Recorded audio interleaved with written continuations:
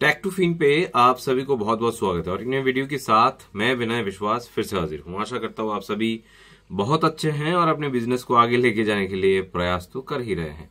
आज की इस वीडियो में हम लोग फिर से एक बार बात करेंगे मंत्रा फिंगरप्रिंट डिवाइस को लेके, जिसको लेके या फिर L0 भी कह सकते हैं, L0 फिंगरप्रिंट डिवाइस को लेके, जिसको लेके आप सभी बहुत परेशान हैं। आज महीने की 3 तारीख है और मंत्रा फिंगरप्रिंट डिवाइस सही से काम नहीं हो रहा है। बहुत लोगों ने इसको रिचार्ज भी कर लिया है और भी कुछ समय के लिए, क्योंकि UIDAI की तरफ से बोला गया है कि 30 जून 2025 तक यह L0 डिवाइसेस जो भी है 19 व्हाइट लिस्टेड डिवाइस है, वो CSC हो, AEPS संचालक हो या इसका अलावा बैंकिंग संचालक हो या फिर किसी भी जगह पे ये L0 डिवाइसेस जो है वो काम करने लगेगा।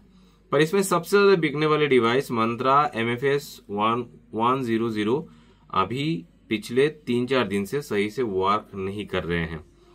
इसी बीच UIDAI की तरफ से 2025 मार्च 25 तारीख को एक चिट्ठी आते हैं और जहां पे बोला जाता है कि ये डिवाइसेस जून 30 तक चलेंगे, पर अभी तो सही से काम नहीं हो रहे हैं।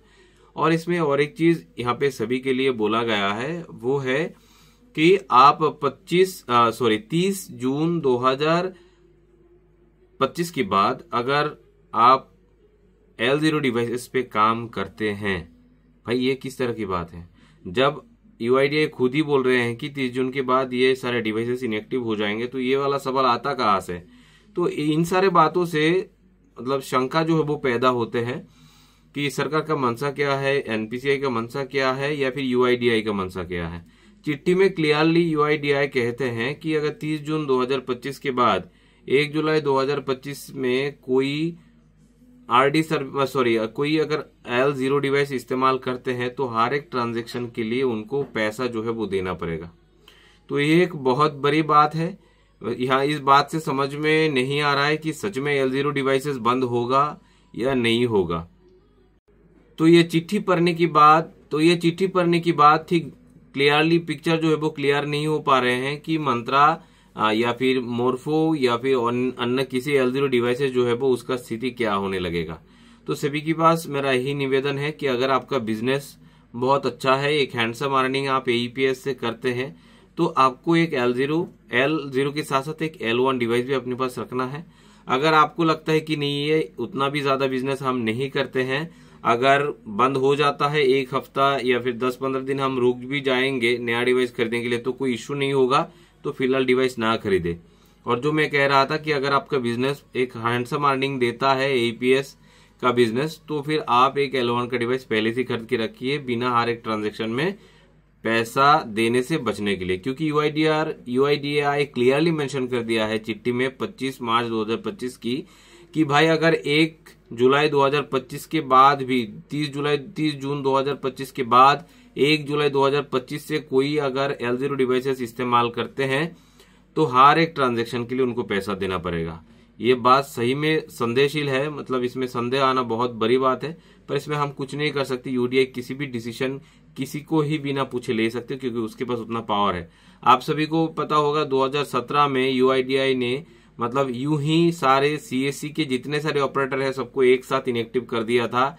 ये मतलब सबका UCL बंद कर दिया था ताकि वो काम ना कर सके। इसमें कुछ गलतियां कमियां हो सकते हैं, पर सभी तो इसके लिए दोषी नहीं थे। इस बार भी सेम है, जो केसेस आ रहे हैं, जो चार्जबैक आ रहे हैं, इसके लिए सभी तो दोषी नहीं है, पर सबको ही ये फल भुगतना पड़ रहा है और आगे भी पड़ेगा। अगर आपको लगता है कि ये कुछ दिन बाद ये जो प्रॉब्लम्स पैदा होते हैं इसको समझकर इसको मैनेज करके आप बिजनेस करेंगे तो आप कंटिन्यू करिए। अगर आपको लगता है नहीं इस तरह से होगा तो हम नहीं करेंगे, तो आपको अलग बिजनेस ढूंढना पड़ेगा।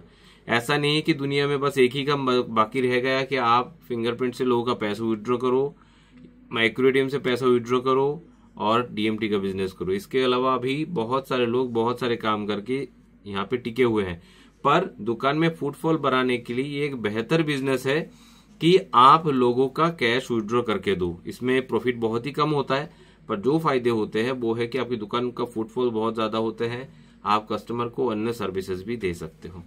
सो आशा करता हूं जो मन पे आपका शंका चल रहा है वो क्लियर है। मंत्रा 30 जून 2025 तक चलने वाले हैं, फिलहाल काम नहीं कर रहे। जब से काम शुरू होगा फिर से आपको अपडेट दे दूंगा। और 30 जून के बाद भी अगर कोई इस्तेमाल करना चाहता है कर सकते हैं। इसके लिए हर ट्रांजैक्शन में UIDAI का सोच है कि हम इसमें कोई चार्ज लगा दे। हालांकि अभी तक चार्ज नहीं लगाया है। ये लोग सोच रहे हैं कि हम इसमें चार्ज लगाएंगे या फिर लगाने का प्रयास करेंगे। तो ये न्यूज़, ये अपडेट आप सभी के पास मेरे को पहुंचाना था इस नए यूट्यूब चैनल के माध्यम से और हिंदी में। तो ये इन्फॉर्मेशन आपको कैसा लगा, ये इन्फॉर्मेशन आपको काम पे आया है कि नहीं, वो जरूर बताना मत भूलिएगा। अगर चैनल पे नए हैं तो चैनल को सब्सक्राइब कर दीजिएगा, और लंबे समय से चैनल पे जुड़े हुए हैं अभी तक सब्सक्राइब नहीं किए हैं, ना ही बेल आइकन को अगर प्रेस किए हैं तो जरूर सब्सक्राइब करके बेल आइकन को प्रेस कर दीजिएगा, इसी तरह की इन्फॉर्मेटिव वीडियो सबसे पहले देखने के लिए। अब तक जुड़े रहने के लिए बहुत बहुत धन्यवाद। जय हिंद, जय भारत।